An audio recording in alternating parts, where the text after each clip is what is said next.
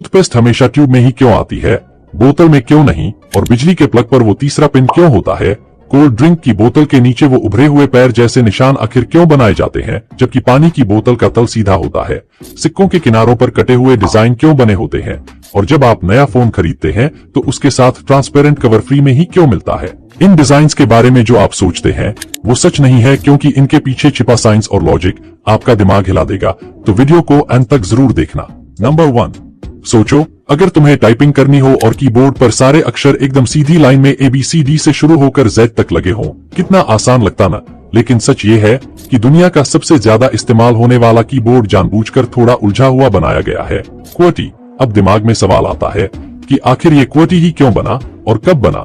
यही है हमारा आज का फैक्ट। ये फैक्ट शुरू होता है 1870 के आसपास, जब दुनिया में पहला टाइपराइटर आया था। शुरुआत में उसमें अक्षर सीधे ABCD के हिसाब से लगे थे, लेकिन एक बड़ी समस्या हो गई। जैसे ही लोग तेज टाइप करने लगे तो जिन लेटर्स की धातु की रोड्स पास थीं, वो टकराकर फंस आती थीं। इमेजिन करो तुम तेजी से टाइप कर रहे हो और अचानक मशीन जाम हो जाए। यही दिक्कत बार बार होने लगी। तब एक आदमी आया जिसका नाम था क्रिस्टोफर शोल्स। उसने एक ऐसा जुगाड़ निकाला जिसने पूरी दुनिया का कीबोर्ड बदल दिया। उसने उन अक्षरों को जो सबसे ज्यादा इस्तेमाल होते हैं एक दूसरे से दूर कर दिया, ताकि टाइपिंग थोड़ी धीमी हो जाए और रोड्स कम फंसे। यही से जन्म हुआ QWERTY लेआउट का।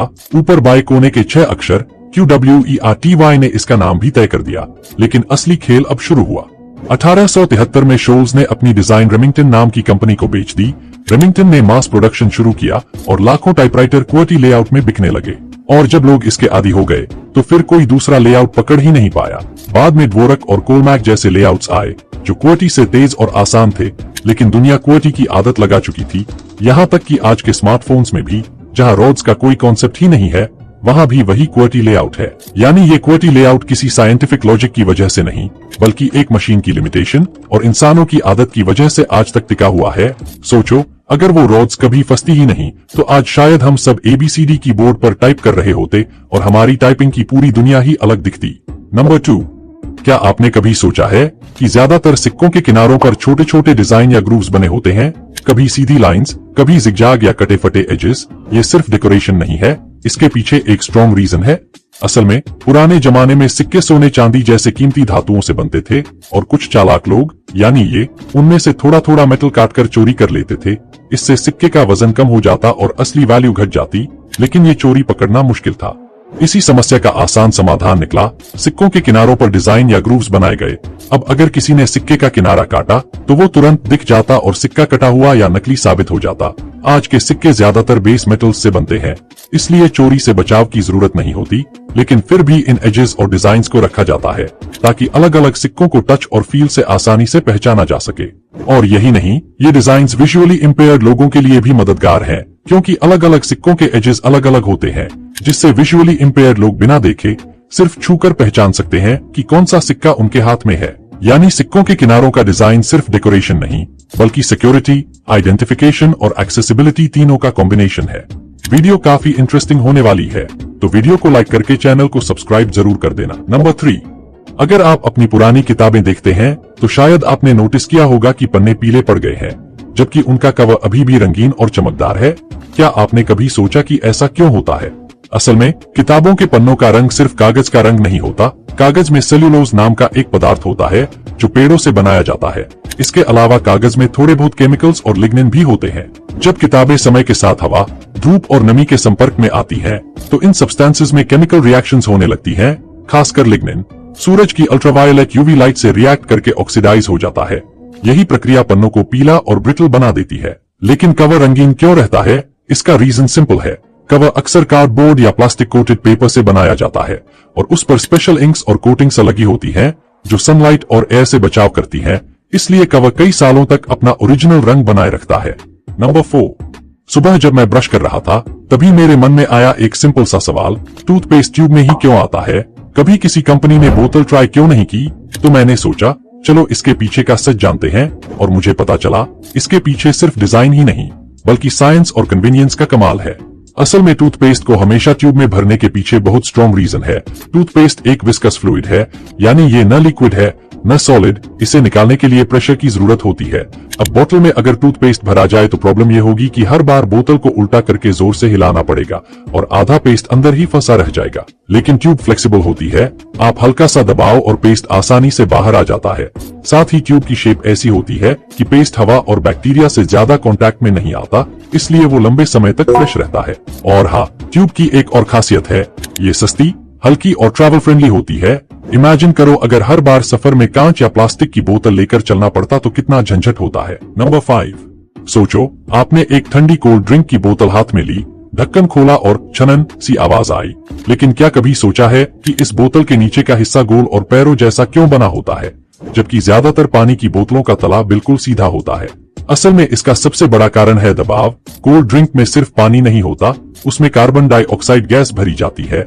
यही गैस जब अंदर दबकर रहती है तो बोतल के अंदर बहुत ज्यादा प्रेशर बना देती है। अगर बोतल का नीचे का हिस्सा फ्लैट होता तो ये प्रेशर सीधा उसी सतह पर लगता और बोतल या तो टेढ़ी हो जाती या कभी कभी फट भी सकती थी। अब यही वजह है कि कोल्ड ड्रिंक की बोतल को खास डिजाइन दिया जाता है, जिसे कहा जाता है पेटल बेस। इस बेस में 5 या 6 पैरों जैसे हिस्से बने होते हैं। ये डिजाइन दबाव को बराबर बांट देता है, जिससे बोतल ज्यादा मजबूत हो जाती है और आसानी से शेप नहीं बिगाड़ती।